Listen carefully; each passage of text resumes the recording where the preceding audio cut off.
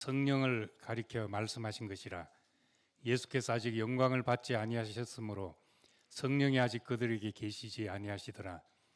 이 말씀을 들은 무리 중에서 어떤 사람은 이 사람이 참으로 그 선지자라 하며, 어떤 사람은 그리스도라 하며, 어떤 이들은 그리스도가 어찌 갈릴리에서 나오겠느냐, 성경에 이르기를 그리스도는 다윗의 씨로 또 다윗이 살던 마을 베들레헴에서 나오리라 하지 아니하였느냐 하며, 예수로 말미암아 무리 중에서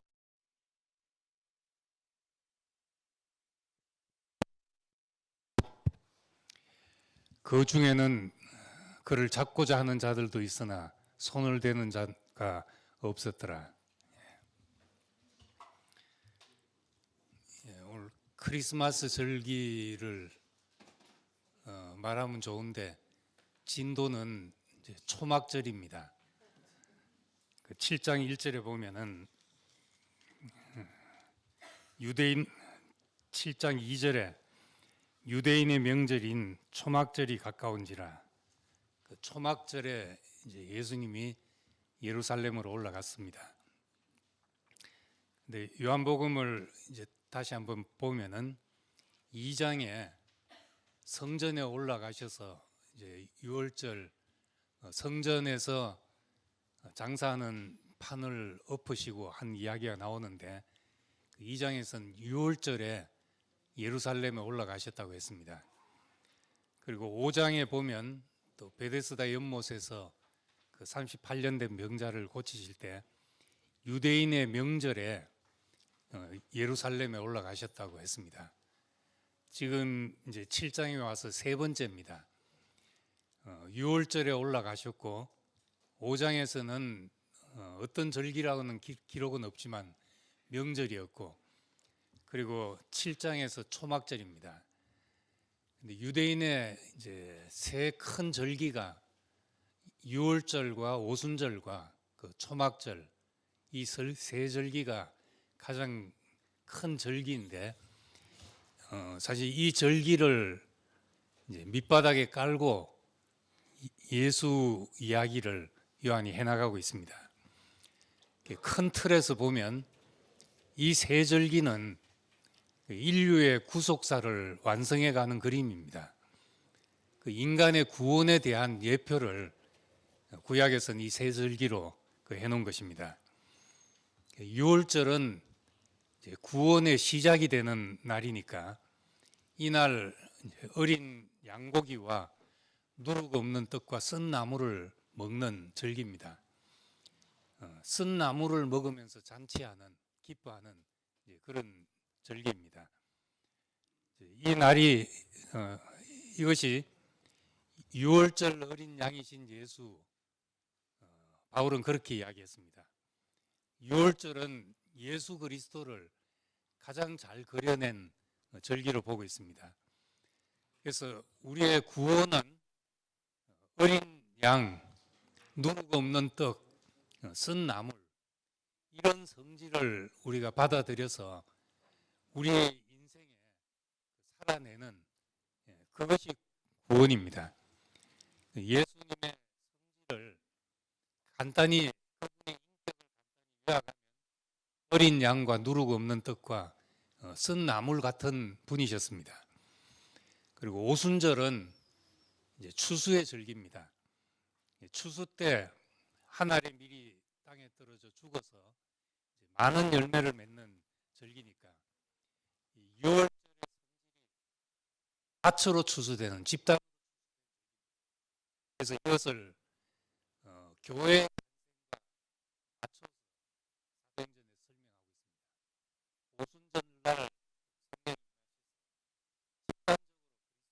집단적으로 그런 날이, 초막절은 광야 생활을 기념하는 날입니다. 초막절 광야에서 40년 동안 하나님이 우리와 함께 동행하셨다는 기억을 되살리는 그런 날입니다. 근데 이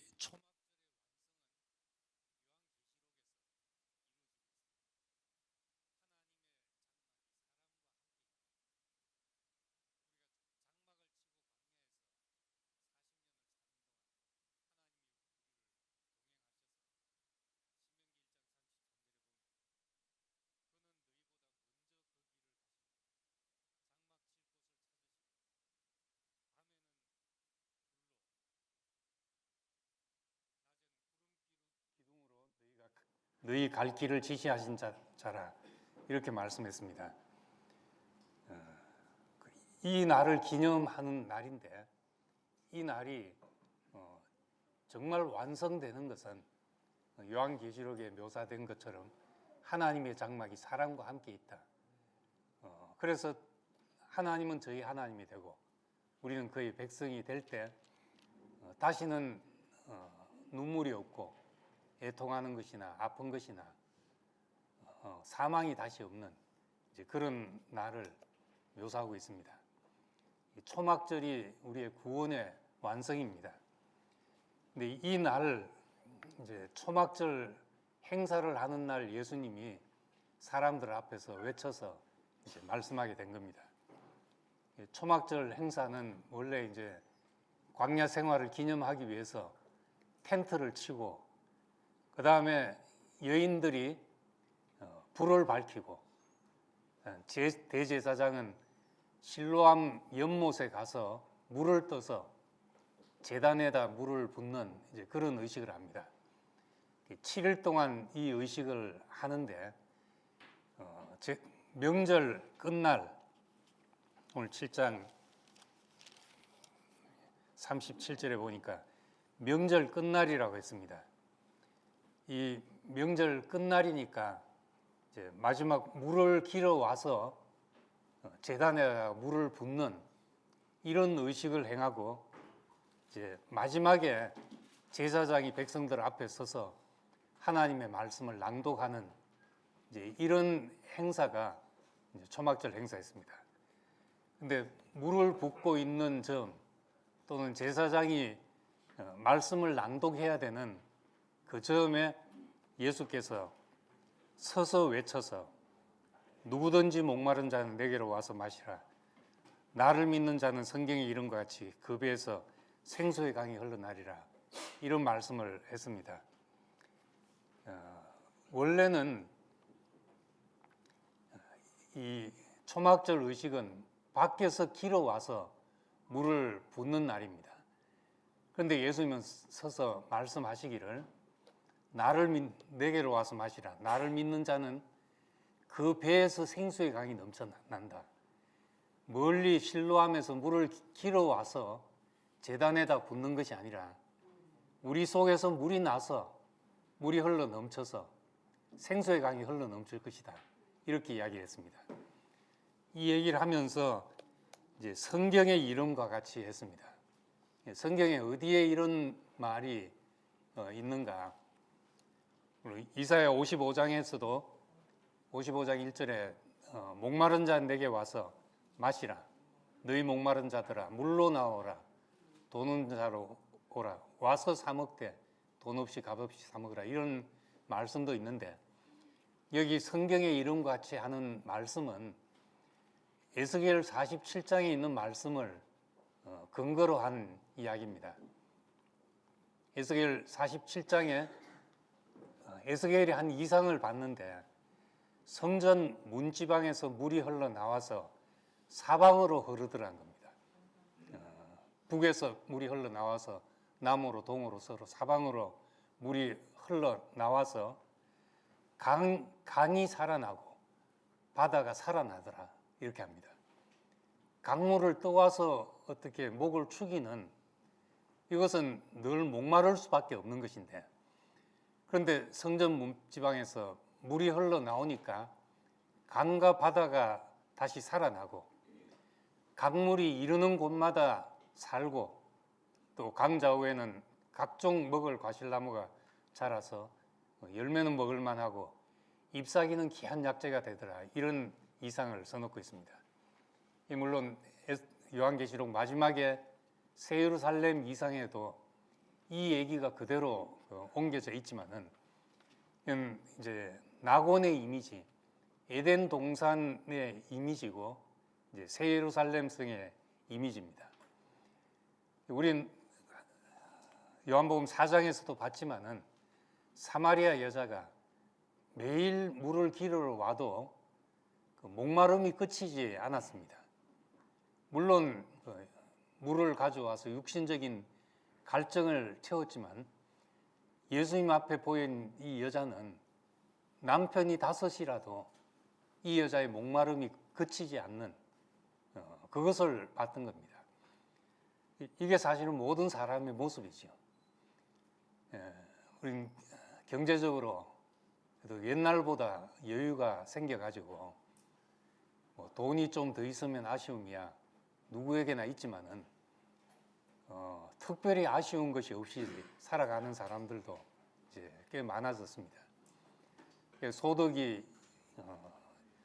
2만 불이 넘어가고 이제 3만 불이 넘어갈 때마다 그 사회 분위기가 달라지고 문화가 달라지고 그 애들의 성격이 달라지고 다 달라진다고 합니다. 그런 속에 정말 우리 속에 있는 깊은 목마름이 무엇인지를 알기가 어렵습니다. 여기서도 실로암 물에서 물을 길어 와서 붓고 하지만은 해마다 이 행사를 되풀이 해도 또 물을 길어 와야 되는 이제 그런 상황을 묘사하고 있습니다. 이건 마치 예레미야 2장에 말씀한 것처럼 자기를 위하여서 웅덩이를 팠는데 그 웅덩이는 물을 저축치 못할 터진 웅덩이다. 이렇게 말한 것처럼 자기를 위해서 물을 길어 와서 퍼붓는 인생은 아무리 해도 터진 웅덩이에 물 붓듯이 우리말로 밑 빠진 독에 물 붓듯이 부어도 부어도 차지 않는 이제 그런 상태가 된다는 겁니다. 예수님은 사람들을 그렇게 보셨던 겁니다. 지금 터진 웅덩이에 물을 붓고 있구나. 채울 수 없는 욕망을 채우려고 하고 있구나. 이제 그렇게 보시고 누구든지 목마른 자는 내게로 와서 마시라. 이런 말씀을 했습니다. 그 배에서 생수의 강이 넘쳐나리라 했는데 배라는 것은 이제 문자적으로는 이제 그냥 배입니다. 헬라어에 보면 코일리아라고 되어 있는데 그 어려우면 그냥 코리아라고 생각해도 됩니다. 코일리아 하는 것은 배인데 이 말은 비유적으로 심장에 비유하기도 하고 그 인간 내면 이제 깊은 영혼에 비유하기도 합니다. 감정이나 느낌의 근원이 되는 심장 또는 영혼 깊은 곳을 상징하는 그런 말입니다. 그 배에서 생수의 강이 넘쳐날 것이다. 이 말은 영혼 깊은 곳에서 흘러난다. 외부로부터 채워지는 것이 아니라 영혼 깊은 곳에서 만족이 나서 그래서 이제 인생은 목마름이 사라지게 된다는 겁니다. 요즘은 건조하고 하니까 얼굴에 로션도 바르고 이제 나이 드니까 기름기가 점점 사라지고 로션을 좀 두껍게 발라야 되고 한데 아무리 두껍게 발라도 나 때문에 부석부석한 모습이 나오거든요. 근데 어린아이들 보면 젊은 아이들 보면 그냥 안에서부터 나오는 윤기가 있잖아요. 밖에서 발라서 번지르하게 하는 것은 아무리 해도 한계가 있고 안에서 기름기가 솟아나서 얼굴에 윤기가 흐르는 것은 그건 뭐 아무 치장을 안 해도 넘치는 거죠. 생수도 마찬가지입니다. 밖에서 우리에게 만족을 찾으면 또 목마르고 또 목마르고 하지만은 근데 그 속에서부터 나오는 생수가 있으면은 그땐 우리가 영원히 목마르지 않는 그 삶이 됩니다. 에스겔 47장은 그런 비유입니다. 이 물이 없는 그 지역에서 물이 없으면 살 수 없는 지역에서 성전 문지방에서 근원에서부터 물이 흘러나와서 우리 인생을 적시는 이런 이상이 성경의 요한계시록에까지 이어지고 있습니다. 이것이 된다면은 우리의 인간의 모든 목마름이 사라진다. 이 얘기를 가지고 예수님께서 내게로 오라. 나를 믿는 자는 그 배에서 생수의 강이 넘쳐난다. 이렇게 말씀했던 겁니다. 그런데 이 생수의 강이 흘러 넘친다 했을 때 이것을 이제 요한은 해석하기를 이는 그를 믿는 자들이 받을 성령을 가리켜 말씀하신 것이라. 예수께서 아직 영광을 받지 않으셨으므로 성령이 아직 그들에게 계시지 아니하더라.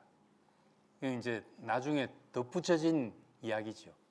알고 보니까 그런 뜻이었다 하는 말입니다.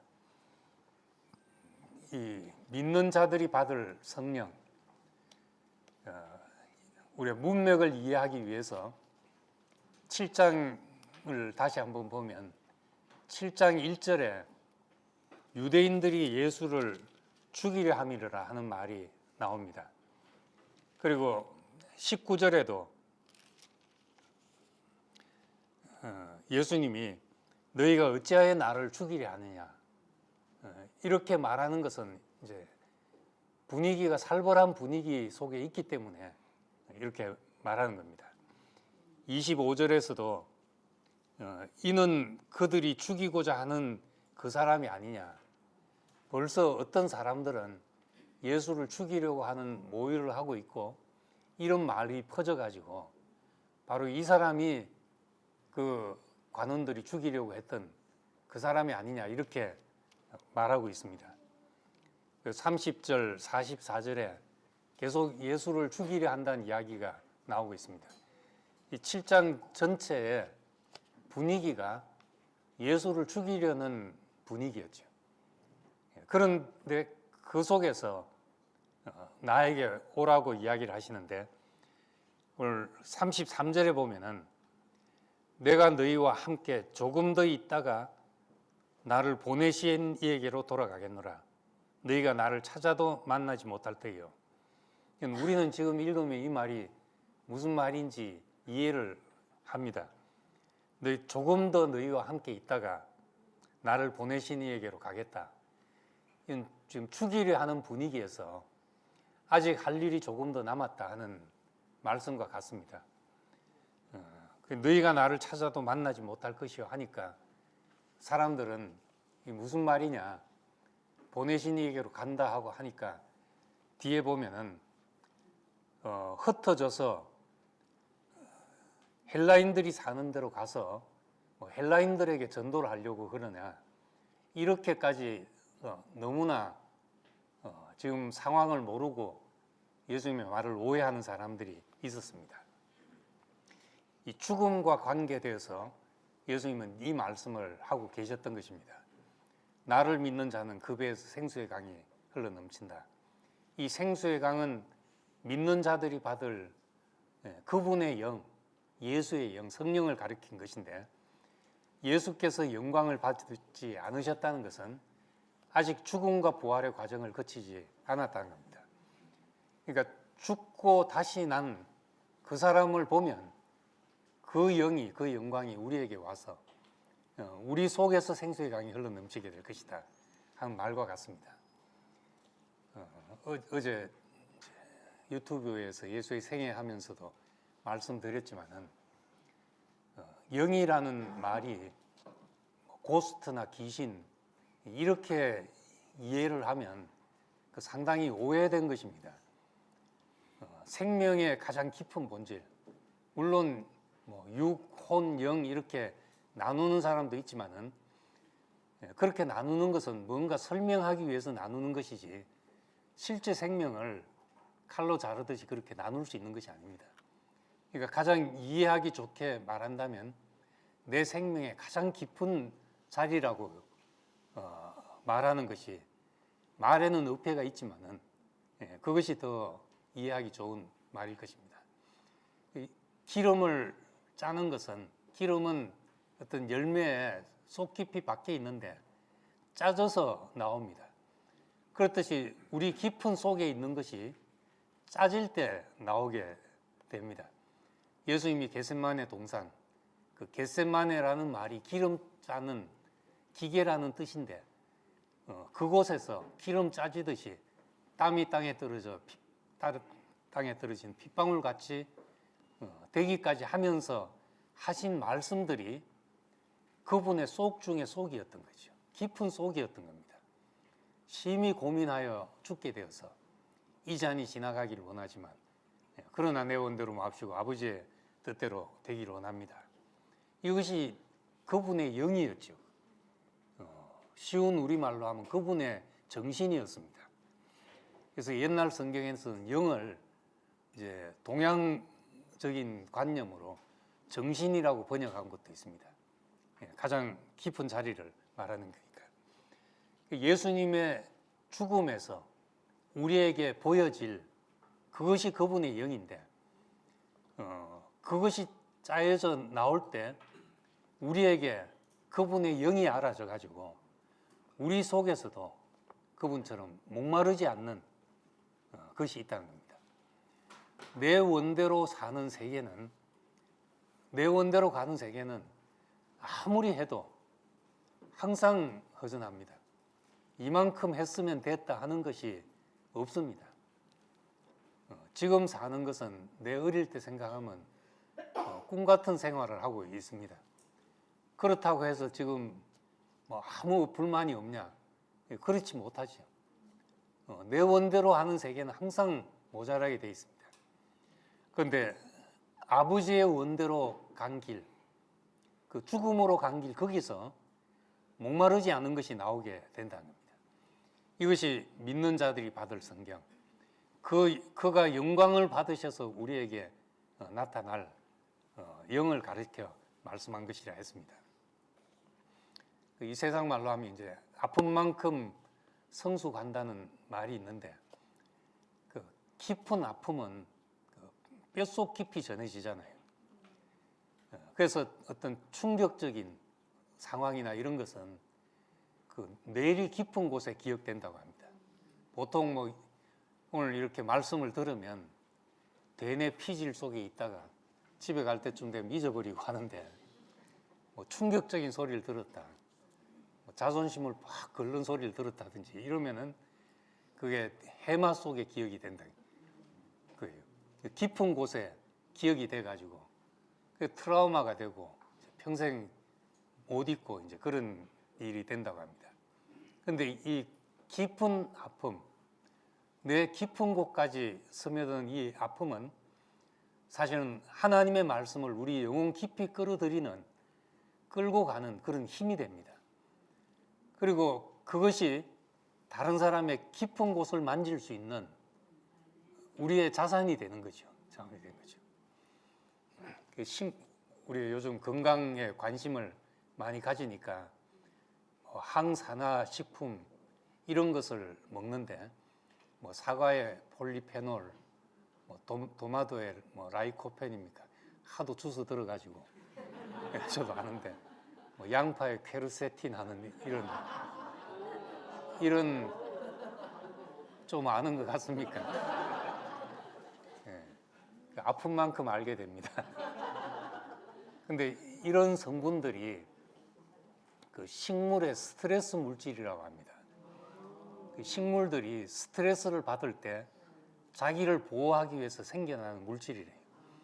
그래서 이제 껍질 같은 부위에 이런 항산화 물질들이 많고 하는데, 참 그 이제 자외선이나 뭐 활성산소 이런 것으로부터 식물이 자기도 보호해야 되니까 그 보호하기 위해서 이런 것이 많이 생기고, 많이 힘든 환경에 노출된 어떤 식물일수록 이런 성분이 더 많아지게 됩니다. 온실 속에 곱게 큰 것보다 비바람 맞으면서 큰 것들이 많게 되니까 참 모든 생명체의 원리가 다 그런 원리죠. 과정이 없고 내게 어떤 힘든 환경이 없으면 좋을 것 같은데, 그것이 나도 모르게 내 인생에 마치 식물이 항산화 어떤 물질을 만들어내듯이 그 우리 인생에 어떤 것을 생기게 한다는 거죠.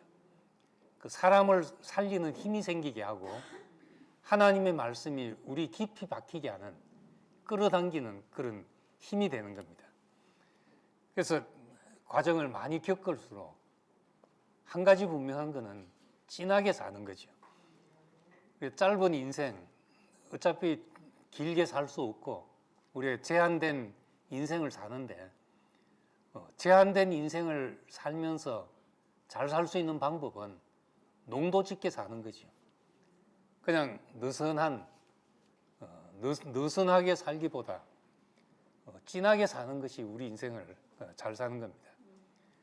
그것이 힘든 과정이든 어떤 일이었든지 우리 인생을 농도 짙게 만들어주는 그것이 결국 하나님의 손길이 되고 우리의 마지막 새 예루살렘 성에 다 보석들로 단장이 됐다고 했습니다. 새 예루살렘 성. 그 보석은 높은 압력과 열에 의해서 생기는 다 변화된 물질들이잖아요. 보석이라는 것이 자연계에 있지만은 변화된 물질로서 그런 것이 생깁니다. 많은 고난의 시간이 지나간 것을 우리는 그 궁극적인 하나님의 목표를 생각하면 감사하게 되죠. 그래서 예수님은 지금 죽음으로 가시면서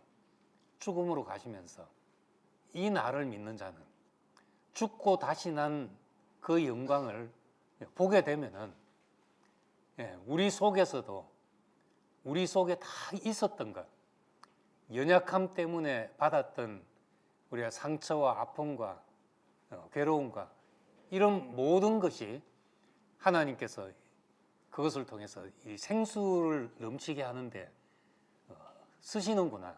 우리가 그렇게 알게 됩니다.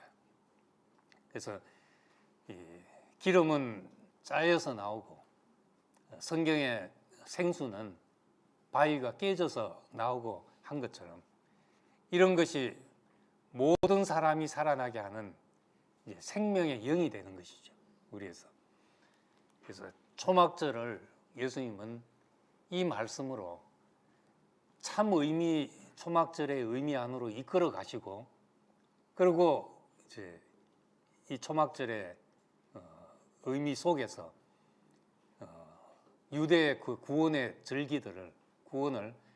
유대의 절기들을 하나님의 구원의 그림으로 이제 완성시키는 겁니다. 하나님과 사람이 함께하는 장막, 여우도 굴이 있고 공중에 새도 집이 있지만은 머리 둘 것이 없는 그분이 우리의 장막이 되어서 살게 되고 우린 또 누구에겐가 빛이 되고 불을 밝히는 사람이 되고 우린 전에는 겨우 밖에서 무엇을 의지해서 물을 길어와서 연명하는 생활이었는데 이제 과정을 거친 그 인격 속에서 물이 흘러나오는 사람, 성경의 이름 같이 성전 문지방에서 물이 흘러서 물이 이르는 곳마다 강이 살아나고 바다가 살아나고 생물들이 살아나는 이것이 이제 궁극적으로 우리 인생과 이제 겹쳐지게 되는 겁니다. 그래서 우리 이 초막절 물이 없는 광야에서 하나님이 동행하셨다 하는 그 옛 구원의 그림을 붙잡고 있는 유대인들에게 예수 자신이 참 초막절이 되신 것처럼 이젠 우리가 그를 따르는 길에서 우리 속에서도 이제는 우리 속에서 물이 흘러 나와서 이제 뭐 누구 때문에 내가 목마르고 누구 때문에 아프고가 아니라 나로 인해서 물길이 닿는 곳마다 소생하는 그 일이 일어나는 참 이 일이 우리에게도 일어나기를 원하고 이제 참 1년이 다 갔습니다. 많은 과정들이 있었는데 이 과정들이 우리에게 참 생수가 되고 또 보석처럼 사람들을 보게 하는 빛으로 우리 인생이 바꿔지기를 소망합니다. 기도하겠습니다.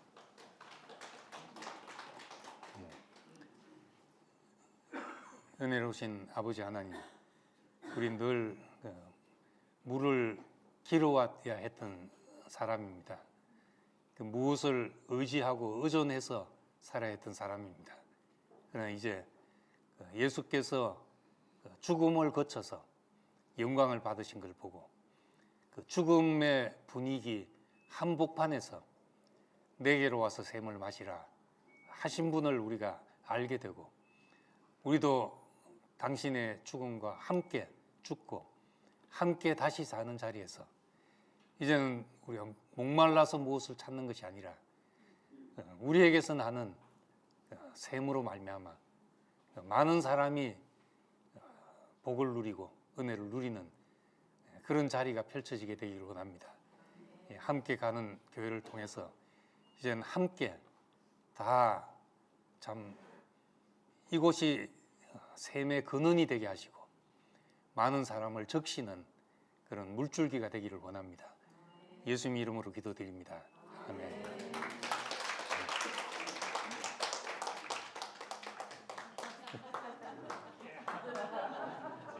제일 은혜를 받은 모양이네.